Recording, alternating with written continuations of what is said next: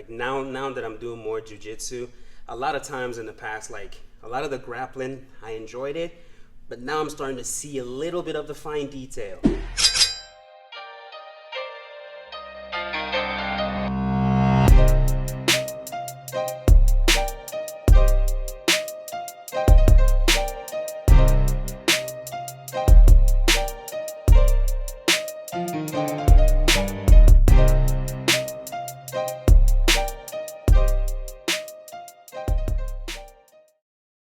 Hi guys, welcome back. Today we're going to look at a fight that was in the main card for the UFC 260, and it was between Gillian Robertson and Miranda Maverick.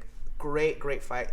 Honestly, it was one of my favorite fights because of all the jiu-jitsu that happened. There was so much to happen, so much to talk about. But today we're going to really look at two aspects in the fight that really decided the fight a little bit. Miranda Maverick ended up winning because she had obviously better stand-up, good control on the ground, but just great job to both the fighters. So first we're going to talk about the takedown that was performed by Robertson to Miranda, and I believe it was in the first or second round. Let's go over it real quick. And it was from a double, a traditional double, but instead of sticking with the double, maybe running the corner, what wrestlers know to like kind of run in a circle to kind of take their opponent down. What Robertson did differently was she slipped to the back, which I love because it's very jiu-jitsu-like, right? She slipped to the back and then ended up getting her hooks, and she controlled the back really well. So let's cover that real quick. First of all, when you're in your fight stance, you want to do the double leg on the closest leg in front of you. The reason being, and let's talk about this, even if you're not doing a combat sport, maybe like you're just doing like a combat competition like jiu-jitsu with no strikes, there's too much distance for me to do a double on that back leg. He has too much reaction time to react, number one. Number two, if you ever get in a real fight or you're in an MMA fight and my knees do not touch the mat and I go for that shot, I'm eating a knee. So you always want to switch your stance. Not always. If you're a high-level wrestler, you can still shoot a double on this side. But for us beginners, switching your stance might be better because it's a little bit or a lot more simple. Now my head can go on the outside. Now I don't have to worry about that far knee. Now the distance between my shoulder and his lead leg is a lot closer. So now I can shoot my shot from my jab cross, right? Or from my kicks, wherever I want to be. And when I'm able to shoot, I come in. Now, good reaction by Maverick. She shoots right away. A natural reaction for someone who trains MMA, right? She shoots a guillotine. As she shoots the guillotine, she goes all the way to the back. This is great control. And I like this. There's so many options to get the back. So many options to take them down. Hers is very graceful. Again, you could tell she's a high-level black belt. She connects her position.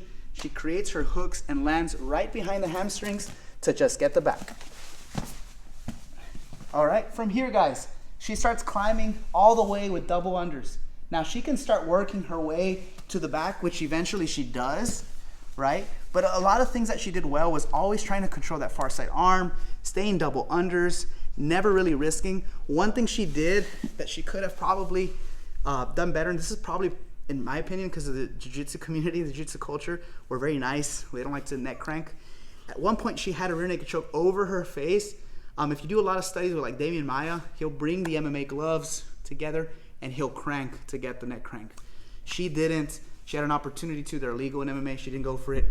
We feel in jiu-jitsu, if you don't get the neck, it's not real. But MMA is different. Anyone's game. She didn't go for it. It was okay. She had good back control. Every time they would move, she'd get double unders and continue to follow. Okay, so it was really good to see that double leg to slip all the way to back take. Really fun to watch. The second thing that I really liked was the third round when Robertson had an armbar. Now there's some things she did that she could have probably done better, and probably the reason why she didn't finish the armbar, but let's talk about them real quick, okay? So Maverick was inside her guard, throwing punches, dominating. And so what she does is hook the near side leg, and as she starts connecting the forearm, she goes for the armbar. Now, when she goes for the armbar, this is the big mistake. She crosses her feet here. Because she crosses her feet this way, she has no leverage. Now here, Marshall can push into me exactly and stack me really well, and then of course get the arm out, start passing or pounding or whatever. So what she should have done instead was connect the arm, not cross her feet, glue the back of the heel to the floor. Look at the difference now in posture. If Marshall tries to come into me, super hard, because now I have maximum leverage. I'm isolating my legs, I'm really engaging my glutes and my hamstrings, and now I can finish the armbar here. Even if I can't finish the armbar, I can sweep, which she did. The problem with the sweep is as soon as she swept, she tried to finish the armbar here. Of course, Maverick steps over, the elbow is out, and she doesn't get the position. Go ahead and get your arm out. Yeah, at that point, she comes back up, they scramble, she tries to take the back. So, you know, just that small detail of, you know, not crossing the feet when you're on bottom. And people think that you can't cross, you can cross your feet when you're on top. Okay. So you're doing an armbar from top, you can cross your feet because there's really no need to put that leverage. But when you're on the bottom, definitely don't cross your feet. And you still see high-level black belts do it. You see pro fighters do it. This is the problem, is when you have two high technical jiu-jitsu fighters, MMA fighters, now the technique difference of crossing, not crossing the legs is gonna make the difference. So, do you have any questions? It's amazing how, like, you think you have so much, because right there, to me, it felt like I could just power in, but the moment you didn't cross the feet, I wasn't going anywhere. And is that, okay, the question I have is, does that work up until a certain weight disadvantage? Like if you had like a really big and strong guy, could he still get past that leverage? So it's a fair question. It just depends, right? Okay. So how technical is a small guy and how Okay. technical is a big guy? Okay. Now, if they're both really technical, so if Yeah. you have a black belt high level bottom guy and a really high level big guy, he's probably not going to armbar him. Okay. Because he knows, first of all, that he's going to be greedy with space. He's not going to give any space. He's Okay. going to pressure in. He's going to get his Okay. elbow out. He's going to stay patient. And he's Okay. going to make it uncomfortable for the Okay. smaller guy. But now, if you have a grappler who's not as, you know, what I call it fighting IQ, right? He's not as good on the ground. You have a little guy, he'll take that arm with him for Okay. sure. So let's go back to that Okay. armbar Yeah. for a sec. So after, Uh-huh. like right here, Crossing or not crossing? no, not crossing. Not crossing. Yeah. Okay. Is this it? Yes, this is it. I literally cannot get out of this. Like, are you Is saying? there anything I can do here? Yes. Yes, there is. But one thing you want to do, like if you want to escape, Yeah. is really hide this knee close to my butt. Why? You don't want me to hook that leg. Okay. So now your right leg could come up. Yeah. And now you can use your upper body and push into me. And even if you can't get enough, that's fine. This hand right here, I would grab if the back of my head. Yeah, Okay. perfect. So now the back of my head is better instead of the neck Okay. because now I can't extend. So Ah. now as I'm extending, I'm here, right? Okay. So I can't underhook. You're following me exactly. I can't come in and pushing into me, push into me, push into me. And as you're pushing into me, exactly. Gotcha. Now it's not gonna happen that fast, but it's gonna slowly slip out. Okay. Whatever you do, do not posture. If you posture by a high level guy, people get away with it. That's the problem. If you posture, boom, That's it's it. over. Yeah. You actually want to be very patient. Hide this knee behind my butt. Yeah, so I can't underhook, right? And then you grab the back of my head and slowly stack. Now stay stacked, right? So now that I have here, I have to work. I have to isolate and really engage my glutes. Slowly slip that elbow out. Slowly, right? So it's a fight. It's a chess match. At some point, once the elbow's out, I'm done. If I'm smart, I'm gonna let go. I don't want to burn energy. Okay. So I'm gonna know. Okay. But whatever you do, do not pick this leg up Okay. or posture, right? So if you pick this leg up, then I'm gonna hook. Gotcha. So you have to be very careful. The other thing too is there's a lot of things I can do from here. If I open up and you take this arm out, Triangle. Woo, that was smooth. Does that make sense? Yeah. So you have to be careful with that Okay. too. That's why you don't want to do it too fast. Another thing I can do, if you take the arm out, omoplata.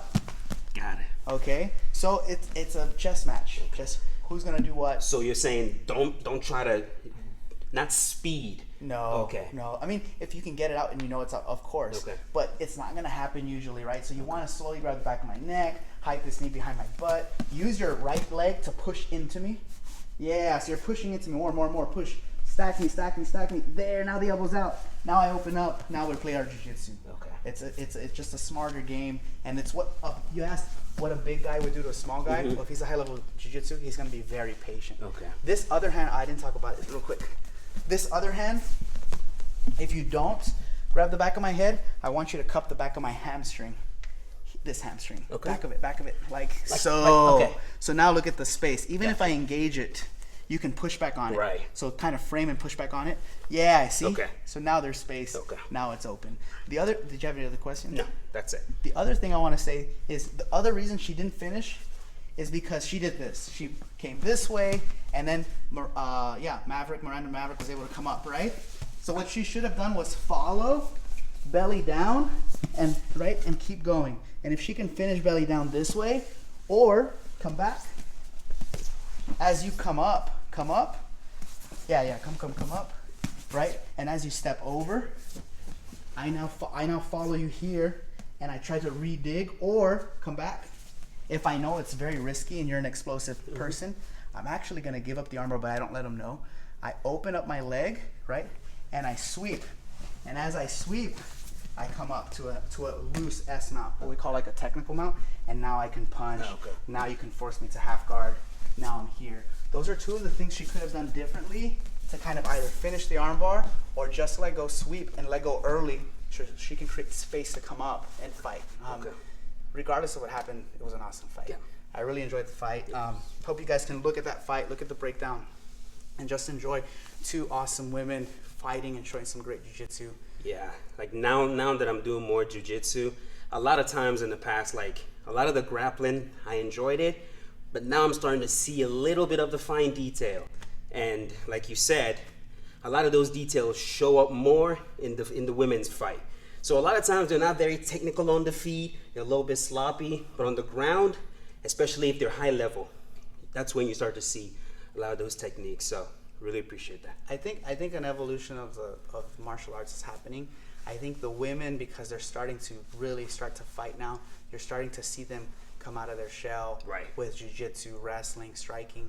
It's like when the guys started 20 years ago, it was just jiu-jitsu, it's just wrestling. But now they're really starting to evolve. And so you're starting to see some great things. And then also, women just don't hold back. No, they just are like, they're ready to go. They're like, come on, and I'm just like excited watching these fights. I'm like, this should be a main event. I mean, it's amazing. So great to see jiu-jitsu. If you guys have time, study them, look at these positions. If you guys are already training, really encourage you to like work on that double to slip to the back, to back take. Look at that double under control. And if you're going for armbar finishes or armbar defenses, really think about these details. I think that'll take you to the next game. And as always, if you have questions, write down in the comments. It's awesome having Marshall on our instructionals. You know, we're gonna have them more involved and do more breakdowns with you guys. I hope you guys enjoyed it.